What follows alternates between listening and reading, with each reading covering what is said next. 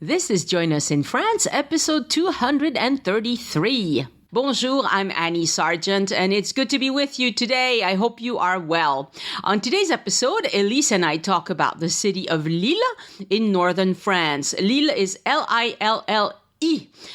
It's so far north in France that it's almost in England.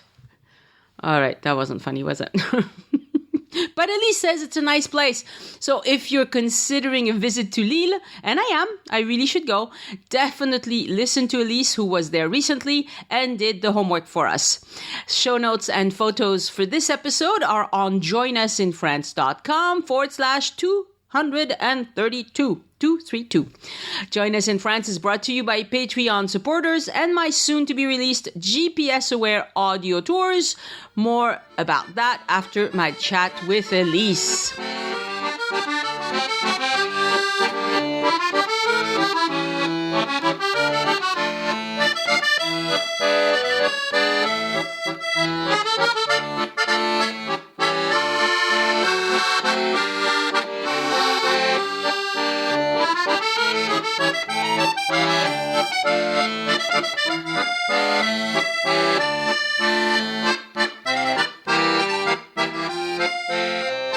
Hello, Elise. Hello, Annie. Today we're talking about Lille. Lille. Lille. Yes, Lille. And it's so close, city. right? It's so close to Belgium. That's right. It's really close it to Belgium. is actually it's a major city in France, but it is literally 10 kilometers, which means 6 miles from the border of Belgium. And it's the capital of this big region called the Grand Haut-Nord. C'est pas le Haut-Nord, c'est les Hauts-de-France. The Hauts-de-France. Yeah, this sounds ridiculous to me. It sounds like you're on somebody's rooftop, but it's not because it's not very high up there. Oh, c'est le Haut de la France. It's the Haut de la France. If you look on a map, Yeah. North is Haut, high. Yeah. It's a way of looking at it. It's the height of France. It's the height, yeah. I think the highest, I didn't even look this up because it's relatively flat in the area. And they have these hillocks, not even really big hills, that are made from the residue of all the coal mines. It's famous that they're in the area, but that's about the only elevation you get. Mm-hmm. I mean, it's in terms of what the geography of the area looks like. But Lille is a really interesting city to visit. Mm-hmm. It's not a place I would say you would spend more than a day or two at the most, depending upon what your interests are. But it's definitely worth a visit. And it's also on the main road that takes you from Paris to Bruges or Ghent. And a lot of people, I know several people myself, who do the northern part of France because they're on their way to Belgium and to maybe even to Holland, to the Pays-Bas as well. And so there are two ways of getting to Lille, basically from Paris. Obviously, one is by train. Sure. There's a TGV, a bullet train called the Inouï, which is the famous one that goes up that direction. The what? It's called the it's Inouï. Spell that, please. Inouï. Inouï. Inouï. Yeah. Inouï. Okay. Yeah. Which means, Inouï in French means astounding. Yeah, but it's not written that way, so it's very but strange. It's just the sound of it. Yeah. I think they were just trying to be cute, you know. Yeah. And it's a train that takes anywhere between an hour and 40 and an hour 50 minutes. Mm-hmm. So it's definitely something that you could even do in a stretched out day if you wanted to literally do it that way. Oh, you could do it as a day trip from Paris, I guess. You could. That's what I'm saying. You could do it as a day trip from Paris. It's a little bit like going further east. If you go further east than Reims, it's a bit of a long train ride. So, you know, if you want to do it in a day and come back, it really means getting up super early. But it's definitely worth an overnighter, I would say, you know, that kind of thing. Or you can have it if you rent a car. Mm-hmm. It's 225 kilometers north. It's really right on the border with Belgium. And from there, obviously, you can, there are other things to visit, which I'll just sort of mention at the end that are on the way to Lille, but of course it's the route you would take if you were going to further go into Belgium and into the Flemish country. Yes. Because basically Lille is part of what's called French Flanders. And Flanders, of course, is where Flemish comes from, or it's the other way around. Flanders comes from Flemish. I'm not sure which way it goes. Yeah. But it's very distinctly called the French Flanders as opposed to the Belgian Flanders, because it turns out that even though the city is very ancient and the settlement of the area is very ancient, in the area right around Lille, they never spoke Dutch, which is Flemish. They spoke a language that was more like ancient French. Okay. And it's interesting because that's why they make the distinction, and they call it the French Flanders. And they talk about the language that was more like Picardy, which is a kind of dialect, which apparently is not like Dutch. Okay. Which I didn't know. So, because to me, that's surprising. Yeah, it is surprising. It's also surprising because when you go there, and I did have the occasion to spend a long weekend there, the architecture is basically similar to what you would see in Ghent and Bruges, and then going on into Holland. It's that very interesting Flemish style of architecture where the houses, the old houses, are attached close together, relatively narrow, with those kind of zigzaggy pointed rooftop things, that go up. There's a little bit of stuff that's a little bit different architecturally, but you certainly get the flavor of the Flemish style there. So Lille, which is actually should come as no surprise, but the name comes from Lille, L'Isle, meaning the island. Yeah. Because it was settled way, way, way back, beginning with the Celtic tribes, and it was marshland. Oh, I see. And it was the Celts, and then probably with the help of the Romans, because it became very quickly a kind of Gallo-Roman settlement in that area. That the Romans were very good at what's the word I want, at finding a way to use land. Like the Marais in Paris. It was marshland. Yeah. So what they did was they drained it. And they made it into a viable area to live in. And so the name goes back way, way, way back to the old original version of it. But basically, and even in Dutch, because the Flemish were in the area no matter what, the same word exists in Dutch, and it means exactly the same thing, the island. Okay. So Lille is Lille. Used to be some sort of marshy island area. Yeah, a marshy island area. It's not that far from the coast. I didn't look up the number of kilometers, but if you go straight west, you get to Boulogne-sur-Mer. Right. Which is a huge fishing port in France. It's one of the most important fishing ports in all of France. Big port, yeah. So, but it has been very important, and historically, it was the capital of Flanders. And the Counts of Flanders, we've mentioned this in some other podcasts that have to do with various places and in the history of France. Way back when, at the beginning of the Middle Ages, France was a teeny little kingdom centered around the Seine River and Ile-de-France. But all these other areas that are called countdoms or whatever, dukedoms, were all basically separate kingdoms. Sure. And in Flanders, it was a count. In Burgundy, it was a duke, and in Toulouse, it was a count also. All of these people being direct descendants of good old Charlemagne. Mm-hmm. So it was it was basically settled starting in the 800s as a city with a wall. It was a citadel, as what most cities were in those days. Sure. And it had the misfortune, I think, but maybe not necessarily considered misfortune, to have been invaded in the course of the 800s by a whole lot of different people. It was invaded by the Vikings, which the Vikings just about went everywhere. Anywhere there was a river or access to water, they managed to say, hey, let's go there, Yeah. And of course, the Vikings were famous for that's easy. I mean, the Vikings burning and sacking, Right. Well, they had it easy there because it's close to the sea. It's close to the sea. Yeah, right. yeah. And then Germanic tribes came through The Frisians, I have no exactly where they came from, but somewhere in the northern part of Germany. The Frisians, yeah. Never Frisians. heard of them. Can you spell? Well, there's Frisian. The northern part of Holland is called would be translatable into English as Frisian land. So I think it's a Germanic people that came from up in that part near the top of the North Sea. I see. So lots of different Germanic tribes actually came through after the Vikings. They burnt it. It had to be rebuilt in the 900s. And it was at this time, basically, that it started to have a certain importance and has stayed actually being important right through almost until the 20th century for being a center of textiles. Lille was a center of I love the word drapery in the Middle Ages. It was where people made fine cloth.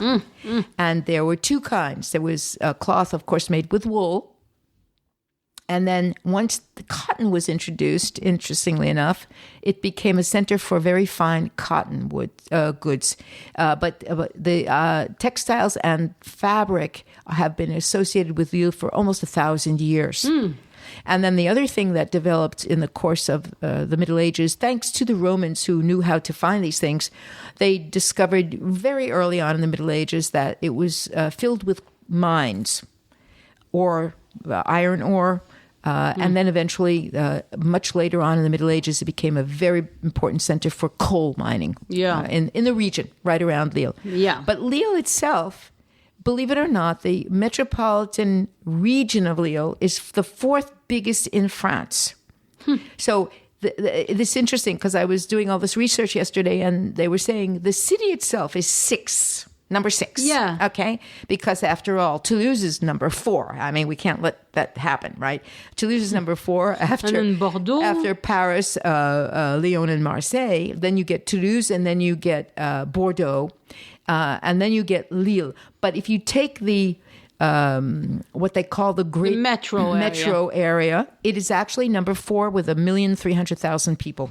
Oh, yeah. Because surrounding it are lots of medium-sized cities that are part of the metropolitan area of Lille. Okay. And Lille is a very, very, very big university center. It's an extremely important university center. It's up there with Toulouse, with the number of students, university students. It's well over 100,000 university students, which includes, of course, all the different categories of superior education. You know?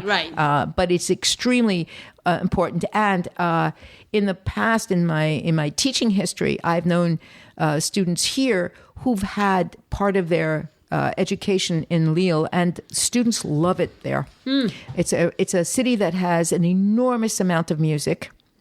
It has music festivals all year round.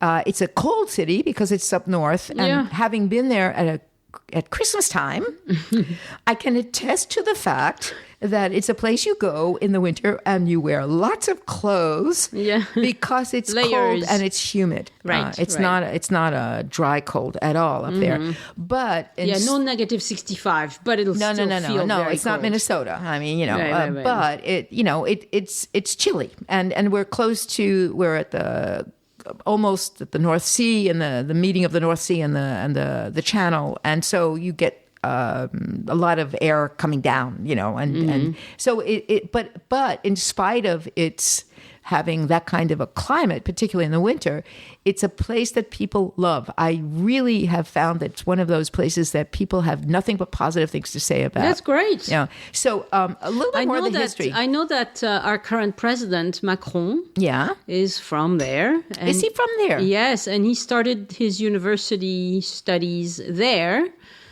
And okay, this is getting into the kind of people kind of stories, but then his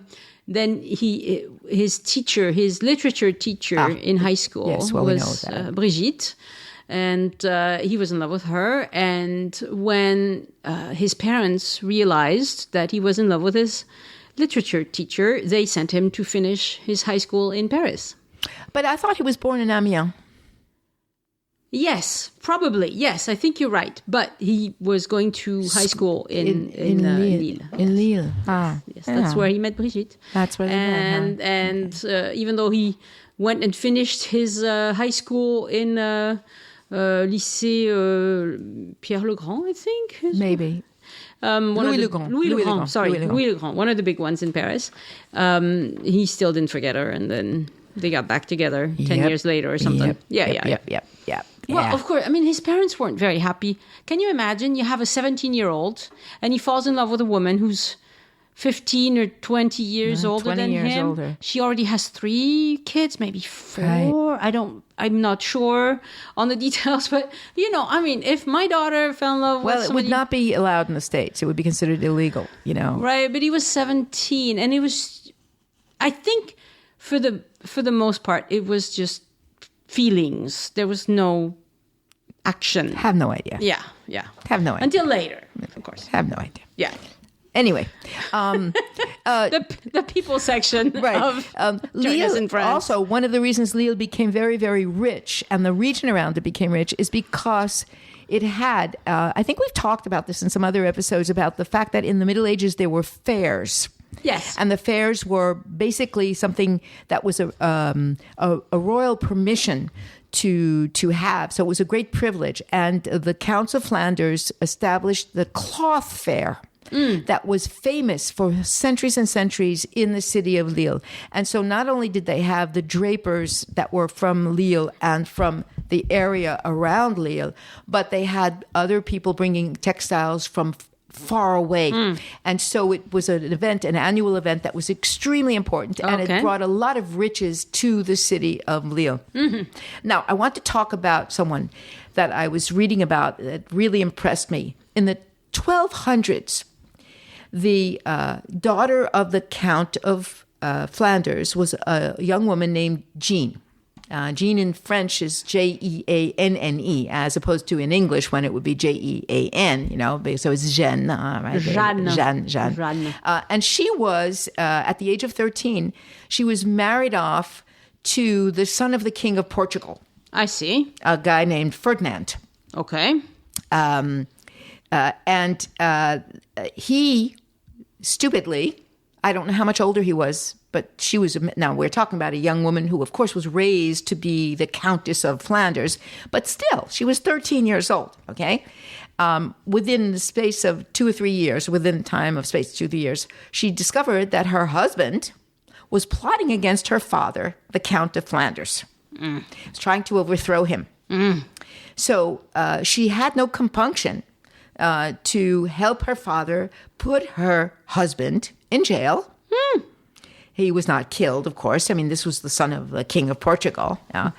And she, at the age of 15, because her father was old and then very soon afterwards died, old by standards of the 1200s, right? She started to rule Flanders.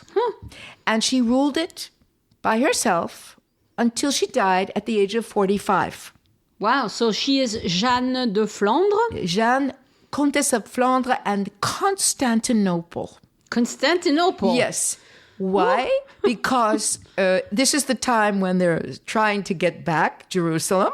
And Constantinople is part of the Byzantine Empire, Yeah. And apparently in her family, there were knights who had gone off to Constantinople and to Jerusalem. And so they had a claim on those places. Well, there you go. There you go. But the reason I want to talk about her is because she was very, very, very well educated. And she was obviously a very astute, a very good leader because she ruled without any problem. She got rid of a couple of attempts to take over the land. After all, she was a woman. Her husband was eventually let out of jail. He was let out of jail after about 10 years. They had only one child together, and unfortunately, she outlived her daughter. So but her husband died a little bit after he got out of jail. Don't ask me how that happened. I won't even wonder about it.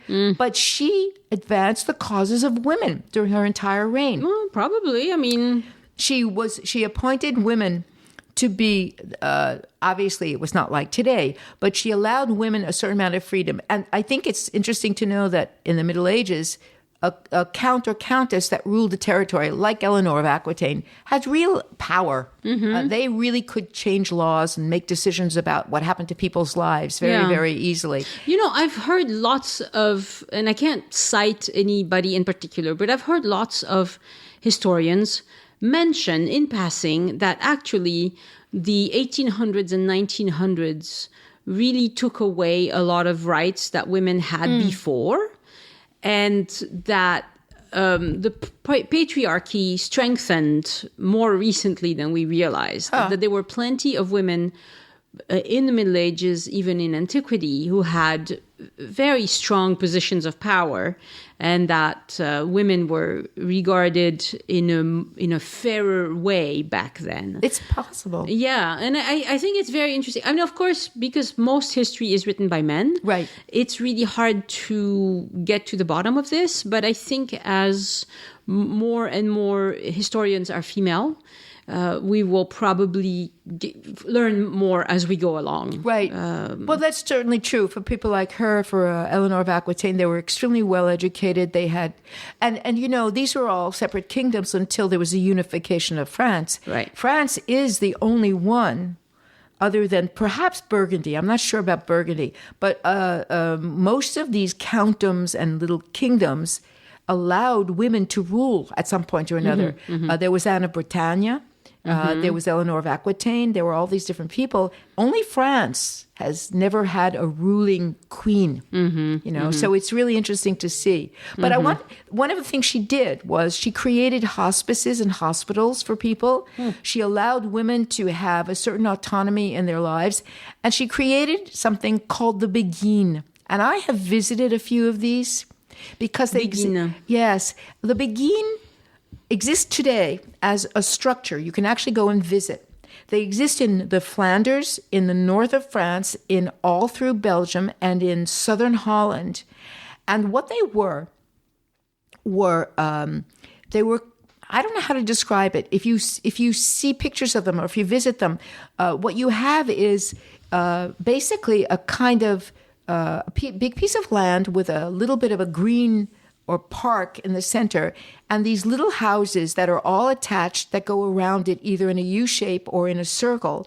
And it was designed so that women who were not married or who were widowed could live there, not be bothered by the outside world.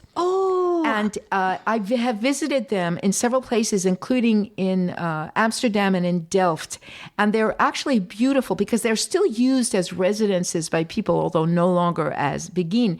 And these women were considered to be religious. They were supposed to be kind of like nuns. But because they were not part of any specific order, they had independence and they could go out and live their lives. They could teach, they could sew, they could basically do whatever they wanted. They often had intellectual activities. And she created many of these. And she sponsored them all through Flanders. And they're really beautiful to visit. I visited two, and now they're coveted as spaces to live in. But I think, at least in the one in Amsterdam, it is still reserved for single women. So this is fascinating because I really don't know very much about this area. I have not visited it ever. But Béguines rings a bell because I bought a book at Christmas time. I bought a book about them. But I haven't read it. It was a gift. But I'm going to try and see if I can grab it and read it.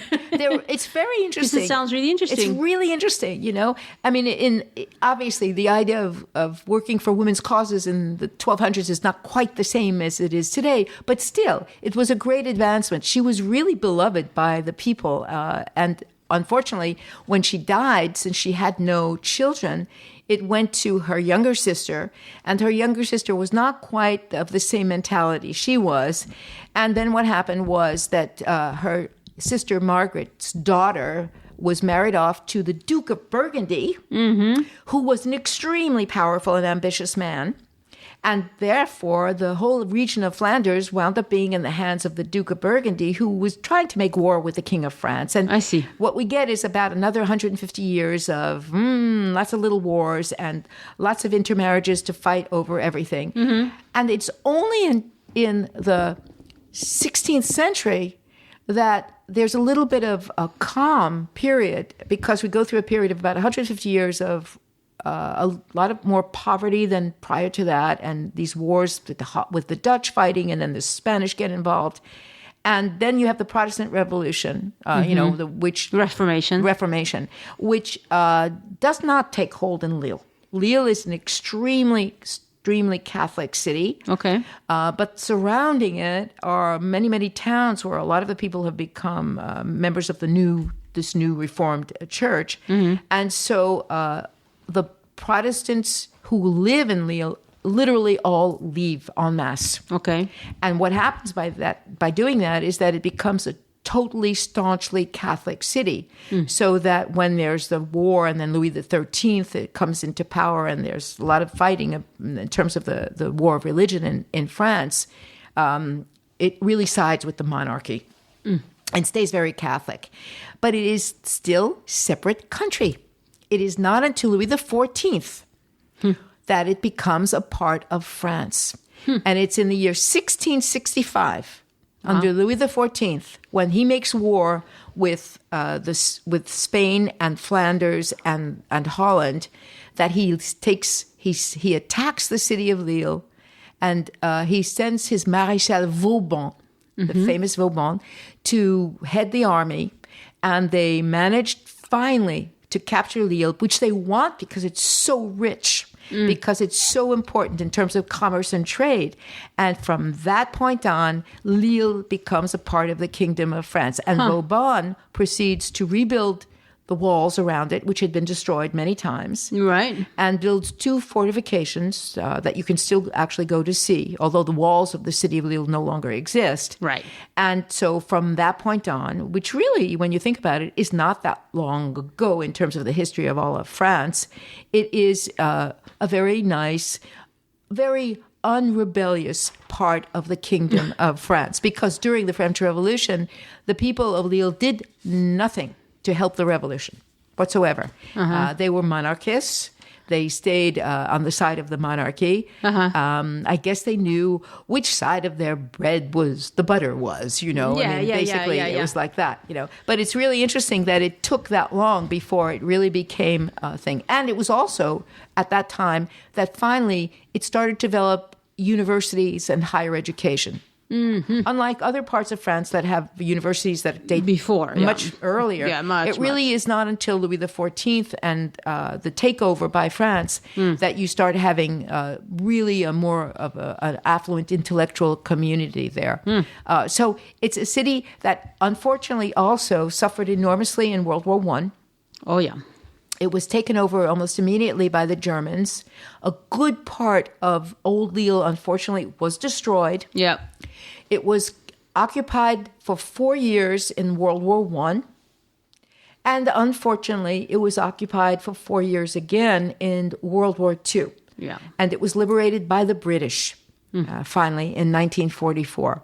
So I've never had the opportunity of asking anybody who comes from an old Lillois family how they feel about it. I assume now that we're 70 years later, maybe things have softened up a bit, but I can imagine that they must have had a lot of ill will towards the Germans because they are so close to the German border, and it's not an easily defendable area, So, and the Germans wanted to get to the sea. Obviously, what they wanted to do was protect the coast. So they lived through a lot. The middle of the 19th century was a bit hard on them until the railroad came in.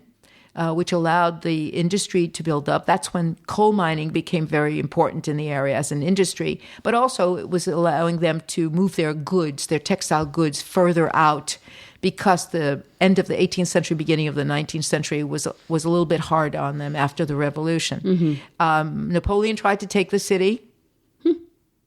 I'm not sure exactly why. Yeah, because why? Why would he want it? I'm not sure. Well, why? The textiles?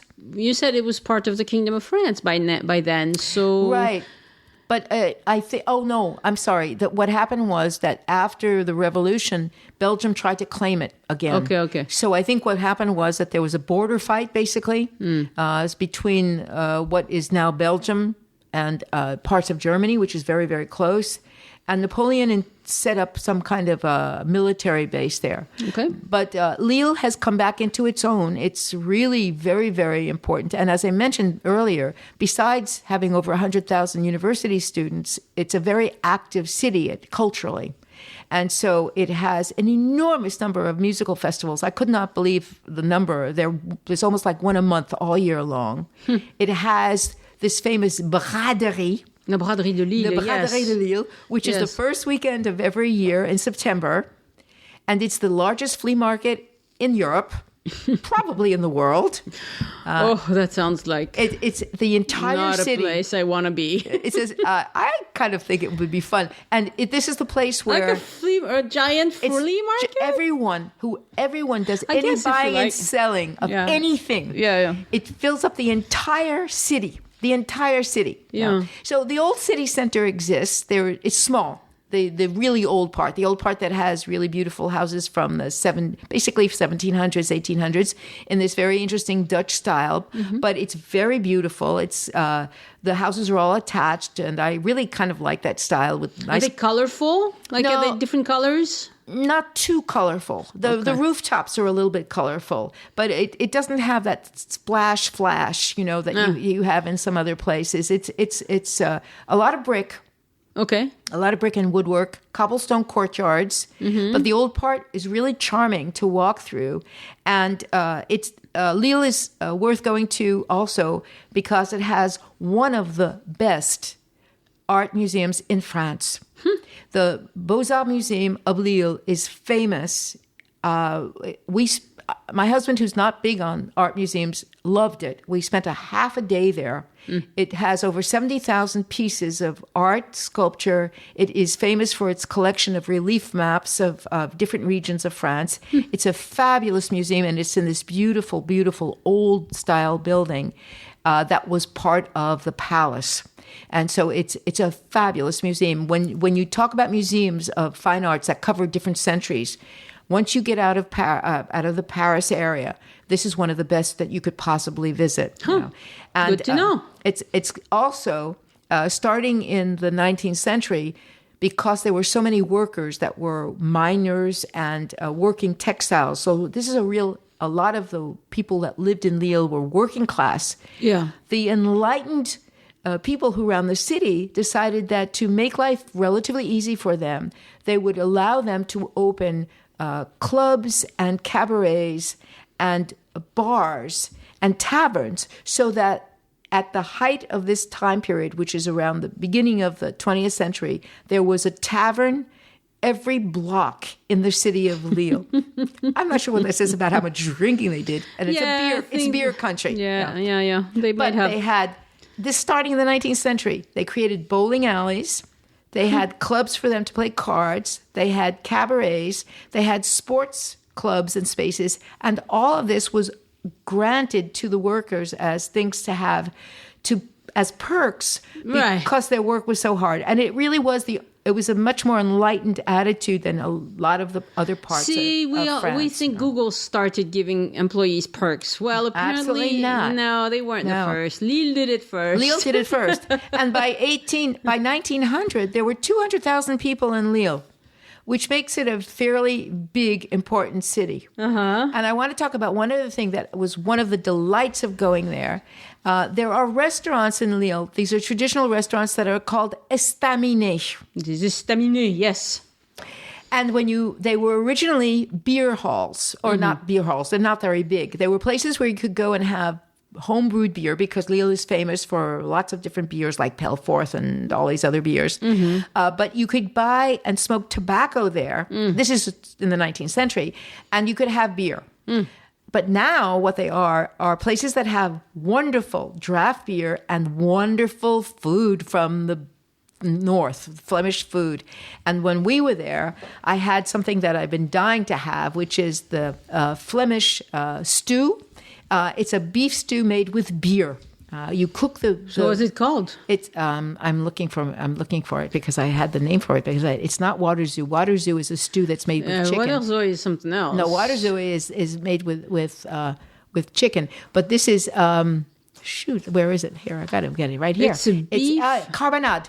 Carbonade. Carbonade. So it's a beef stew with beer. It's a beef stew where the beef is marinated in a dark beer first. Oof. Like beef bourguignon would be made with red wine. Yeah. So, and it makes it tender and it's delicious. It's so, and I don't like beer.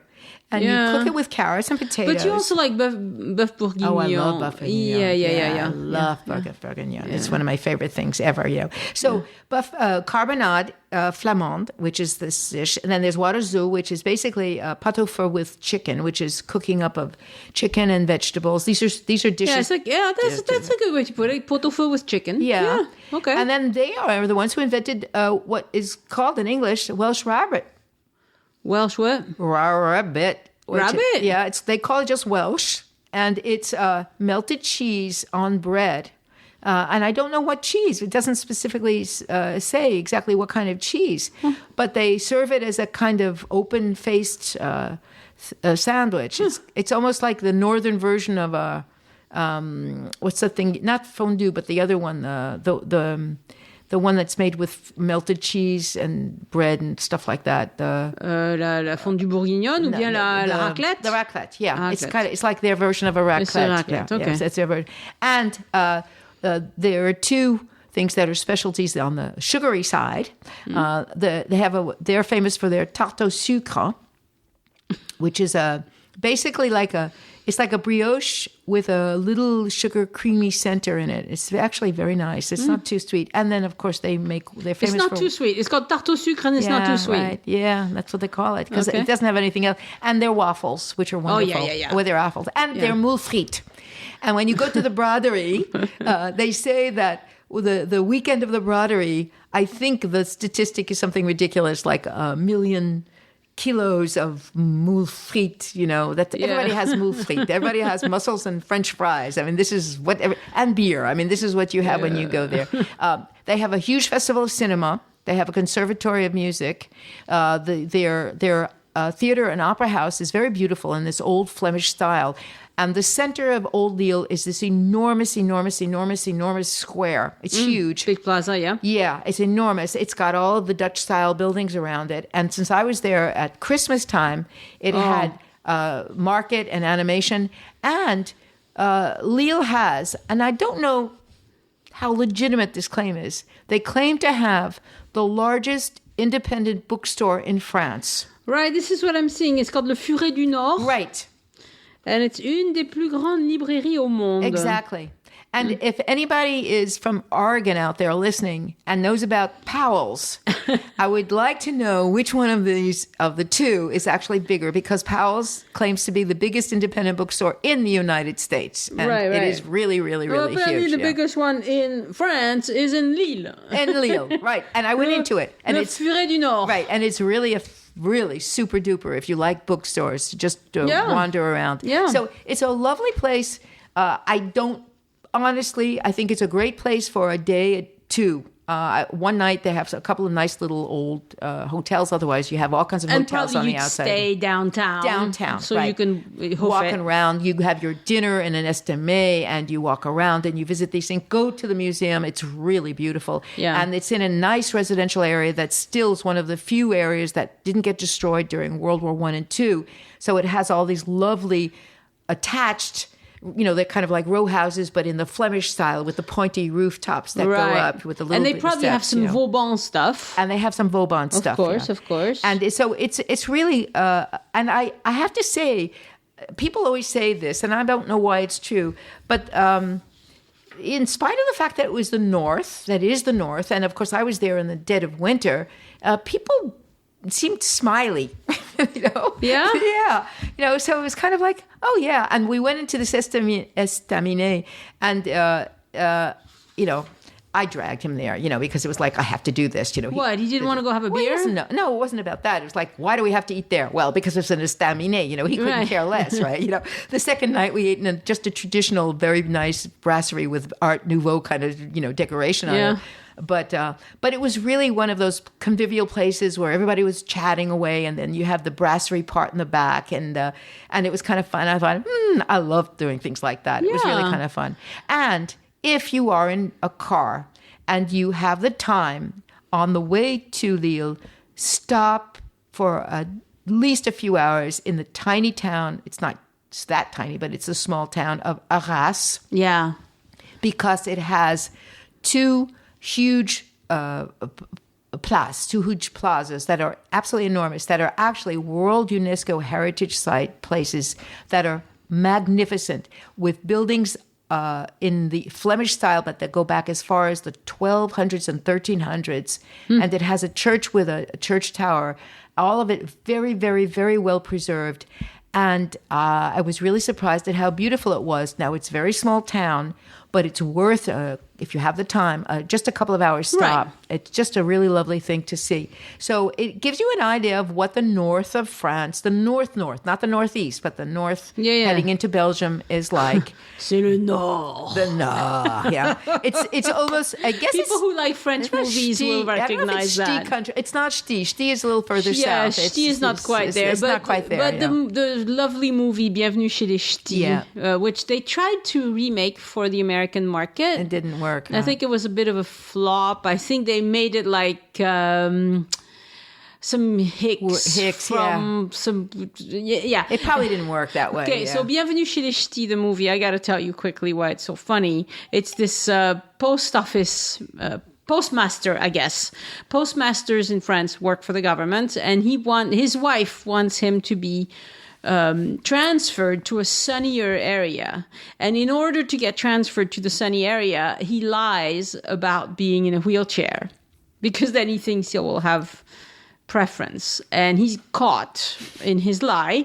And so, to retaliate, they send him to the Nord. The Nord. Nobody wants to go there, right? And it's very funny because as soon as he enters the region, they make it look like there's like une tempête. How would you say that? Like droves of water, like buckets of water fall on the car all of a sudden. And he tells his wife, so he goes by himself and he tells his wife, I won't be here very long. I'll come back. Don't move. Stay in the south. It's safer in the south. And it turns out that he loves it. He loves it. And they're all friendly. There. And they're all super friendly. And he loves it. And they speak this dialect called Ch'ti. And apparently, it's interesting because there seems to be, I don't know why, more in the north of France, still regions that have these kinds of little dialects. And this is a thing that I cannot understand. Like, if people start talking Ch'ti around me, I will not know what they mean. No. Now, if they start talking Occitan around me, I totally know what they mean. But Ch'ti, it's like a different planet. It's a different planet. It's probably a mix of old French and Flemish or something like that. I don't know what it is. It's so weird. But apparently for the movie, so they in French, the movie, they subtitle the parts where they talk Ch'ti. Right. And apparently they also toned it down quite a bit. Oh, really? Because it sounds harsher than what they made it sound. So we know a few people who are from the area originally and spoke it growing up, and they were like, yeah, this was nothing.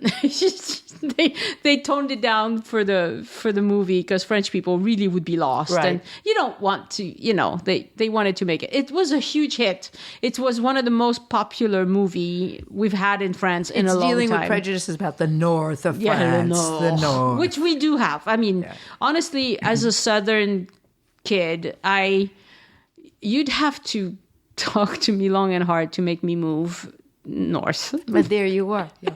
And then there are these towns like Lille and Arras and Amiens, which are gorgeous. And they're gorgeous. But you have to deal with the weather. Yeah. But we have so much in France, but one of these days I will go. But I figured I needed to discover Provence, and I needed to discover Burgundy and Normandy and places like that first. But one of these days I will go up to the Nord.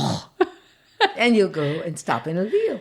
I'll stop in at Lille and I will try the Estaminets and look at the Guinguette. And the Béguines, les Béguines. See, this is crazy because I bought this book on a recommendation from a friend, but it was a gift. So I didn't really, I thought, oh, how interesting. That sounds like an interesting book. And now you mention it. And now I mention it. Yeah, amazing. Thank you, Elise. You're welcome, Annie. You have enlightened me yet again.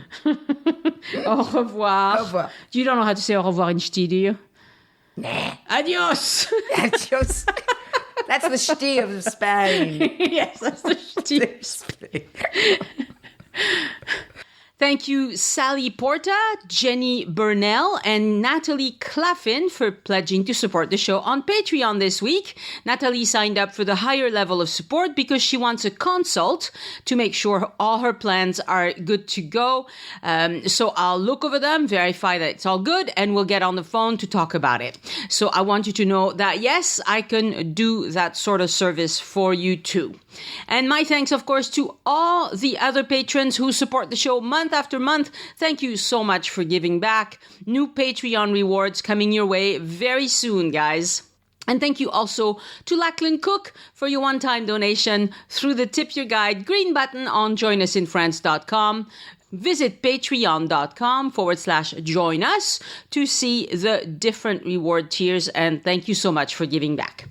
For my personal update this week, I've been spending too much time in the garden. When I come home from Paris, I always crave the calm and peace of my little French village, and the weather was so perfect last week in Toulouse, so I had my hands in the dirt while listening to A Tale of Two Cities by Dickens again. A great book. I got my vegetable garden ready and planted some tomatoes. Then I got interrupted by non-stop rain yesterday, but I will get back to it by the time you listen to this. Now I just need to keep watch to make sure the slugs and the snails don't eat all the young plants. That's a problem here. It really is. As you know, because you're listening to me right now, you can Join Us in France anywhere you get your podcasts. But if you want to help other people listen to the show, prepare their own trip to France, tell them that they can listen on Pandora, Spotify, Alexa, Google Home, YouTube, and joinusinfrance.com as well. And if you want to go the extra mile, be really nice to them, find the episode they need to listen to on joinusinfrance.com and use the share buttons to share it on their timeline or even as a private message to them. All right, next week on the podcast, 20 tips for visiting Paris with teens with listener Mark Janda. And I need to get busy recording new episodes again. So if you're lined up to do that with me, you'll hear from me very soon. Oh my, where does the time go? Send questions or feedback to Annie@joinusinfrance.com. Have a great week of trip planning, and I will talk to you next Sunday. Au revoir. The Join Us in France Travel Podcast is written and produced by Annie Sargent and copyright 2019 by Addicted to France. It is released under a Creative Commons Attribution, Non-Commercial, No Derivatives license.